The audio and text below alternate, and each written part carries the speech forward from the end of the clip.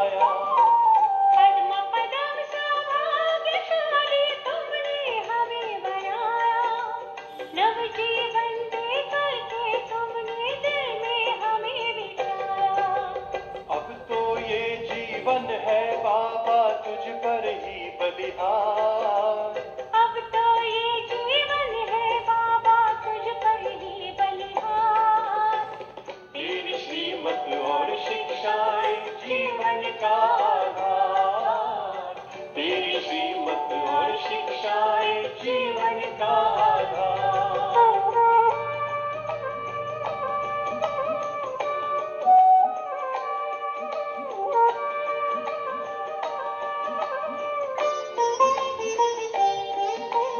तीनों जहां की खुशियों का मिल गया मुझे खजाना।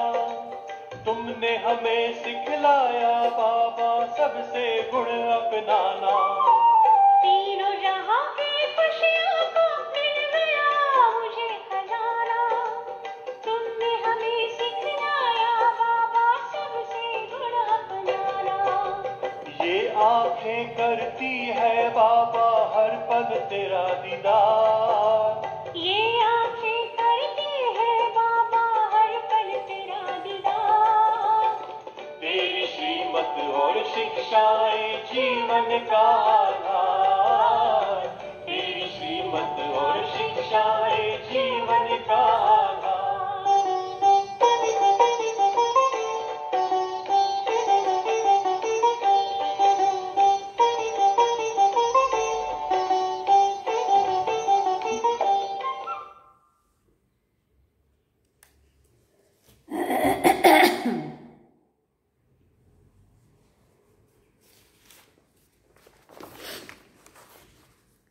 ओम शांति। बाबा गुड मॉर्निंग। आज बाबा के 4 दिसंबर 2024 के महावाक्य हैं। बाबा ने सार में कहा, मीठे बच्चे, सारा मदार याद पर है। याद से ही तुम मीठे बन जाएंगे। इस याद में ही माया की युद्ध चलती है। बाबा ने प्रश्न पूछा, इस ड्रामा में कौन सा राज बहुत विचार करने योग्य है, जिसे तुम बच्चे ही जानते हो? तो बाबा ने उत्तर में कहा, तुम जानते हो कि ड्रामा में एक पार्ट 2 बार बज ना सके। सारी दुनिया में जो भी पार्ट बजता है वो 1-2 से नया। तुम विचार करते हो कि दुनिया की सतयुग से लेकर अब तक कैसे दिन बदल जाते हैं, सारी एक्टिविटी बदल जाती है। आत्मा में 5000 वर्ष की एक्टिविटी का रिकॉर्ड भरा हुआ है जो कभी भी बदल नहीं सकता। ये छोटी सी बात तुम बच्चों के सिवाय और किसी की बुद्धि में नहीं आ सकती है। ओम शांति। रूहानी बाप रूहानी बच्चों से पूछते हैं, क्या पूछते हैं? मीठे मीठे बच्चे, तुम अपना भविष्य का पुरुषोत्तम मुख, पुरुषोत्तम चोला देखते हो? ये पुरुषोत्तम संगम युग है ना। तुम फील करते हो कि हम फिर नई दुनिया सतयुग में इनकी वंशावली में जाएंगे, जिसको सुख धाम कहा जाता है। वहाँ के लिए ही तुम अभी पुरुषोत्तम बन रहे हो। बैठे बैठे ये विचार आना चाहिए, बाबा कह रहे हैं। स्टूडेंट जब पढ़ते हैं तो उनकी बुद्धि में ज़रूर ये रहता है, कल हम ये बनेंगे। वैसे तुम भी जब यहाँ बैठते हो तो भी जानते हो कि हम विष्णु की डायनेस्टी में जाएंगे। तुम्हारी बुद्धि अब अलौकिक है और किसी मनुष्य की बुद्धि में ये बातें रमण नहीं करती होंगी। ये कॉमन सत्संग नहीं है। फिर बाबा ने कहा, यहाँ बैठे हो, समझते हो सत्य बाबा जिसको शिव कहते हैं, हम उनके संग में बैठे हैं। शिव बाबा ही रचयिता है, वही इस रचना के आदि मध्य अंत को जानते हैं, वही ये नॉलेज देते हैं, जैसे कल की बात सुनाते हैं। यहाँ बैठे हो, ये तो याद होगा ना, हम आए हैं रिजुविनेट होने अर्थात ये शरीर बदलकर दैवी शरीर लेने। आत्मा कहती है हमारा ये तमो प्रधान पुराना शरीर है, इसको बदलकर ऐसे शरीर लेना है। कितनी सहज एम ऑब्जेक्ट है ना। पढ़ाने वाला टीचर ज़रूर पढ़ने वाले स्टूडेंट से होशियार तो होगा ना, क्योंकि जिसने उसको पढ़ाना है उसको पहले खुद वो चीज़ें समझ में आनी चाहिए, तब तो वो उनको समझाएगा। पढ़ाते हैं, अच्छे कर्म भी सिखाते हैं। तुम अभी समझते हो हमको ऊंच से ऊंच भगवान पढ़ाते हैं, तो ज़रूर देवी देवता ही बनाएंगे। ये पढ़ाई है ही नई दुनिया के लिए, और किसी को नई दुनिया का ज़रा भी पता नहीं है। ये लक्ष्मी नारायण नई दुनिया के मालिक थे। देवी देवताएं भी तो नंबरवार होंगे ना, सब एक जैसे तो हो ना सके, क्योंकि राजधानी है ना। ये ख्यालात तुम्हारे चलते रहने चाहिए। हम आत्मा अभी पतित से पावन बनने के लिए पावन बाप को याद करते हैं। आत्मा याद करती है अपने स्वीट बाप को। बाप खुद कहते हैं तुम मुझे याद करेंगे तो पावन सतो प्रधान बन जाएंगे। सारा मदार याद की यात्रा पर है। बाप जरूर पूछेंगे बच्चे मुझे कितना समय याद करते हो। याद की यात्रा में ही माया की युद्ध चलती है। तुम युद्ध भी समझते हो, ये यात्रा नहीं परंतु जैसे कि एक लड़ाई है, इसमें ही बहुत खबरदार रहना है। नॉलेज में माया के तूफान आदि की बात नहीं है। जब ज्ञान सुनना समझना होते तब को कोई माया वार नहीं करती है। बच्चे कहते हैं बाबा हम आपको याद करते हैं, परंतु माया का एक ही तूफान हमें नीचे गिरा देता है। याद में माया आती है। नंबर 1 तूफान है देह अभिमान का, फिर है काम क्रोध लोभ मोह का। बच्चे कहते हैं बाबा हम बहुत कोशिश करते हैं याद में रहने की, कोई विघ्न ना आए, परंतु फिर भी तूफान आ जाते हैं। आज क्रोध का, कभी लोभ का तूफान आया। बाबा आज हमारी अवस्था बहुत अच्छी रही, कोई भी तूफान सारा दिन नहीं आया, बड़ी खुशी रही। बाप को बड़े प्यार से याद किया, स्नेह के आंसू भी आते रहे। बाप की याद से ही बहुत मीठे बन जाएंगे। ये भी समझते हैं हम माया से हार खाते खाते कहाँ तक आकर पहुँचे हैं। ये कोई समझते थोड़ी है। मनुष्य तो लाखों वर्ष कह देते हैं या फिर परंपरा कह देते हैं। तुम कहेंगे हम फिर से अभी मनुष्य से देवता बन रहे हैं। ये नॉलेज बाप ही आकर देते हैं। विचित्र बाप ही विचित्र नॉलेज देते हैं। विचित्र निराकार को कहा जाता है। निराकार कैसे ये नॉलेज देते हैं बाप खुद समझाते हैं। मैं कैसे इस तन में आता हूँ। फिर भी मनुष्य मूंझते हैं क्या एक इसी तन में आएगा, परंतु ड्रामा में यही तन निमित्त बनता है, जरा भी चेंज नहीं हो सकती है। ये बातें तुम ही समझकर और दूसरों को समझाते हो। आत्मा ही पढ़ती है, आत्मा ही सीखती सिखलाती है। आत्मा मोस्ट वैल्यूबल है। आत्मा अविनाशी है। शरीर सिर्फ शरीर खत्म होता है। हम आत्माएं अपने परमपिता परमात्मा से रचता और रचना के आदि मध्य अंत के 84 जन्मों की नॉलेज ले रहे हैं। नॉलेज कौन लेते हैं? फिर पूछा बाबा ने। हम आत्मा।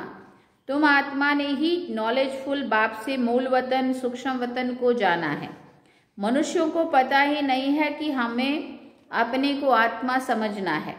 मनुष्य तो अपने को शरीर समझकर उल्टे लटक पड़े हैं।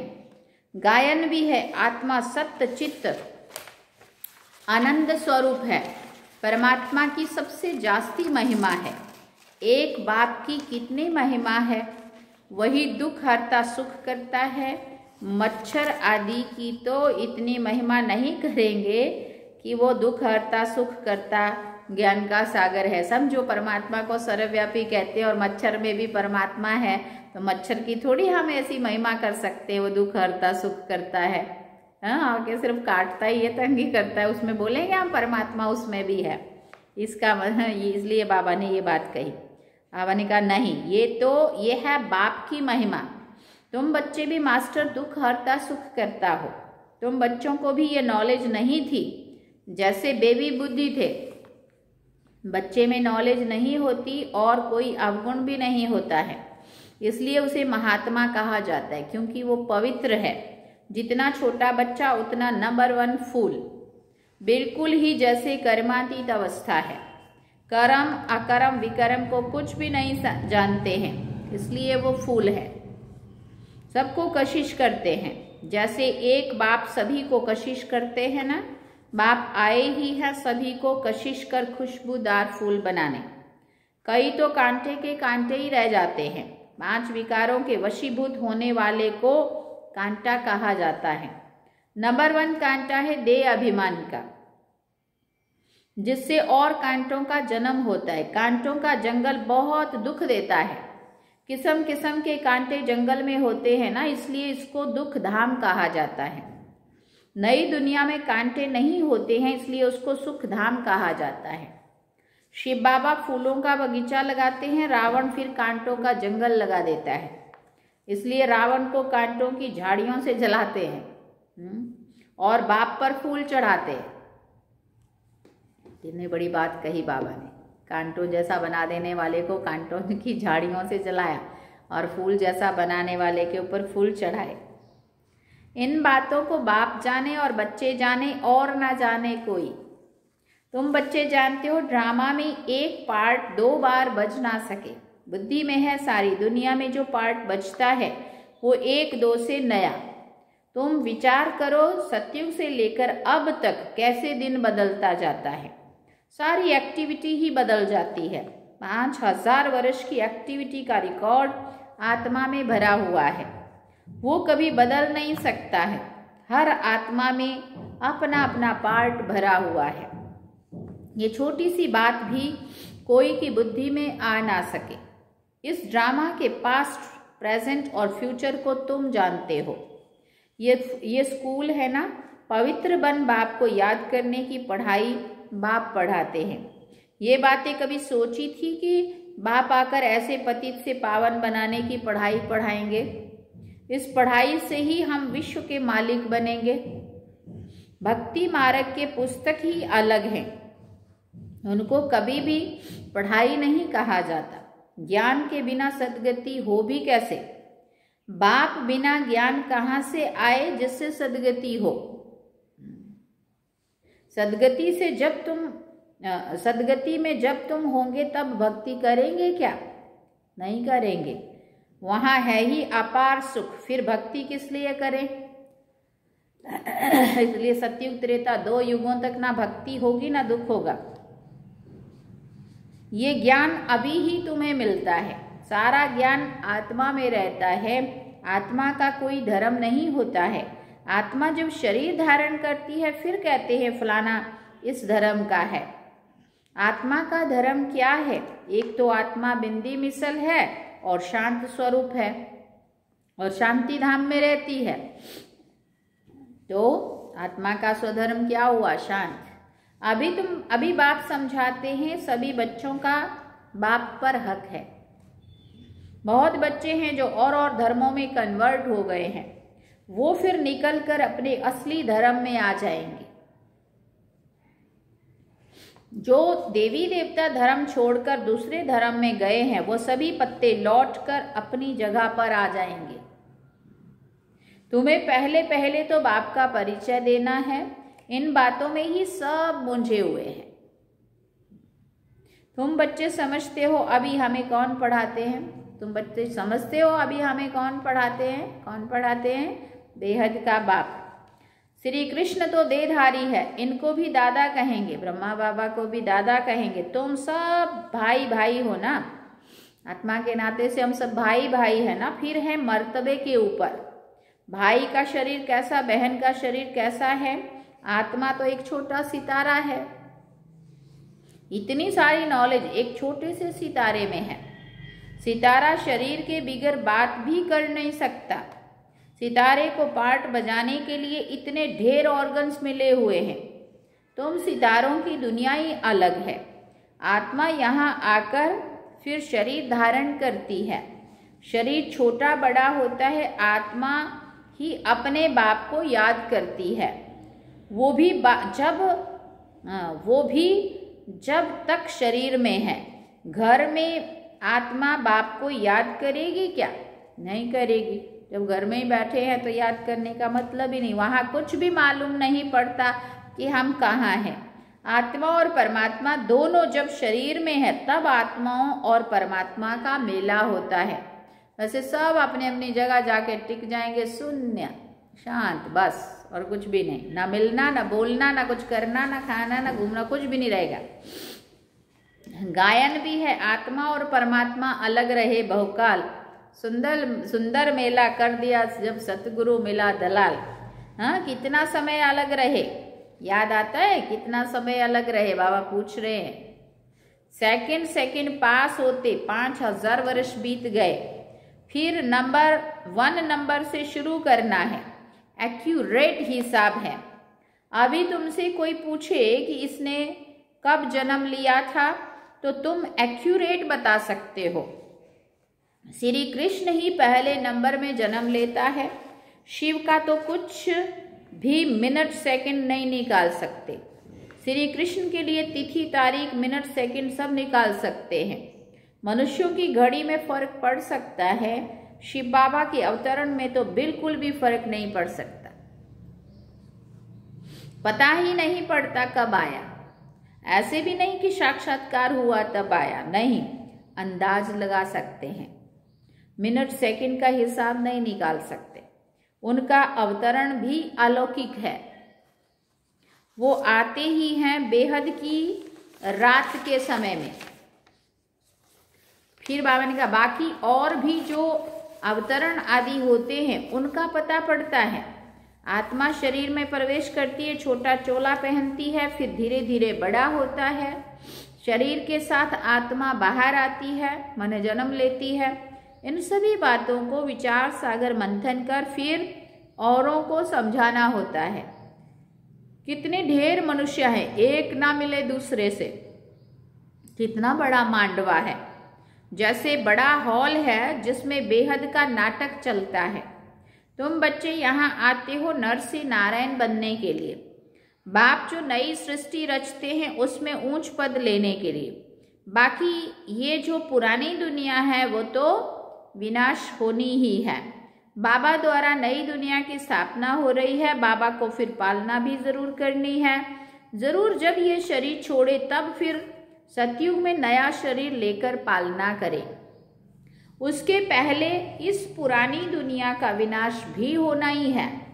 भंबोर को आग लगेगी, पीछे ये भारत ही रहेगा, बाकी सब खलास हो जाएंगे। भारत में भी थोड़े बचेंगे।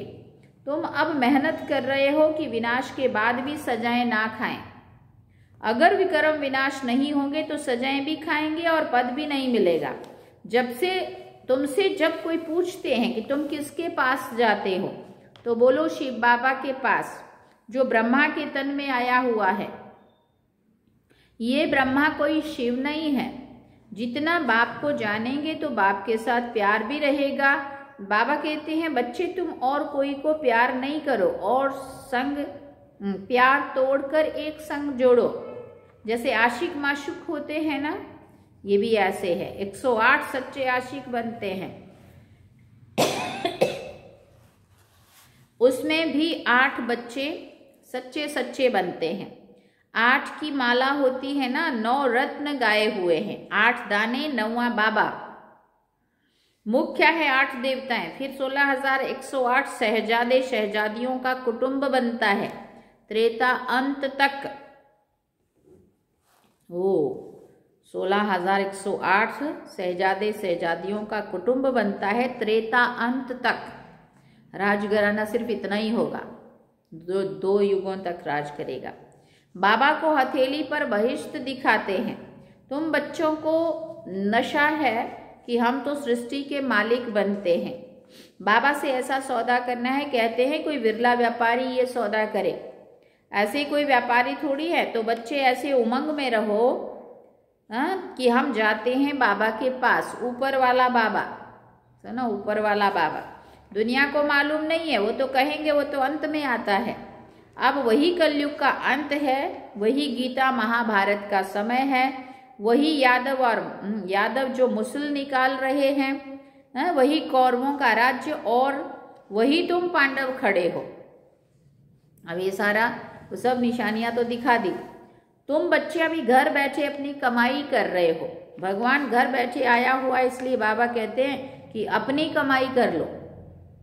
यही हीरे जैसा जन्म अमोलक गाया हुआ है।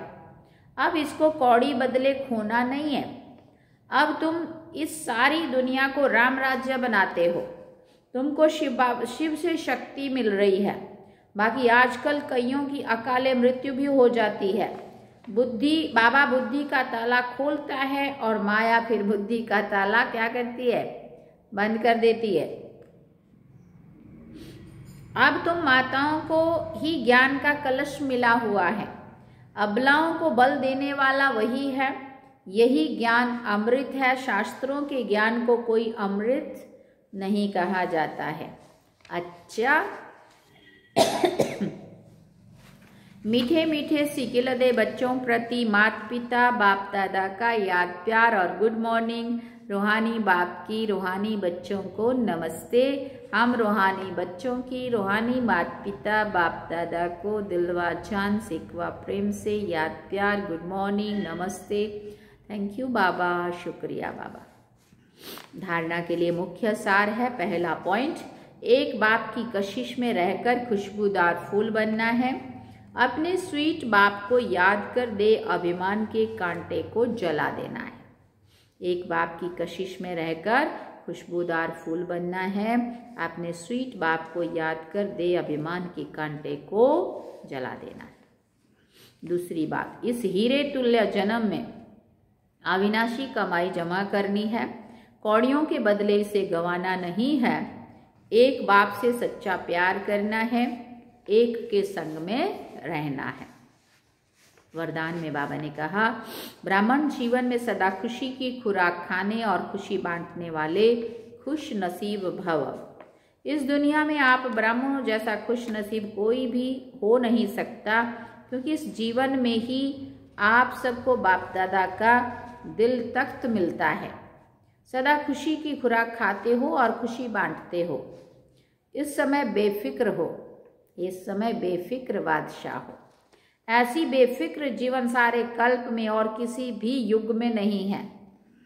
सतयुग में बेफिक्र होंगे, लेकिन वहां ज्ञान नहीं होगा। अभी आपको ज्ञान है, इसलिए दिल से निकलता है, मेरे जैसा खुश नसीब कोई नहीं है। निकलता है ना सबके दिल से, मेरे जैसा खुश नसीब कोई नहीं है। स्लोगन में बाबा ने कहा, संगम युग के स्वराज्य अधिकारी ही भविष्य के विश्व राज्य अधिकारी बनते हैं। संगम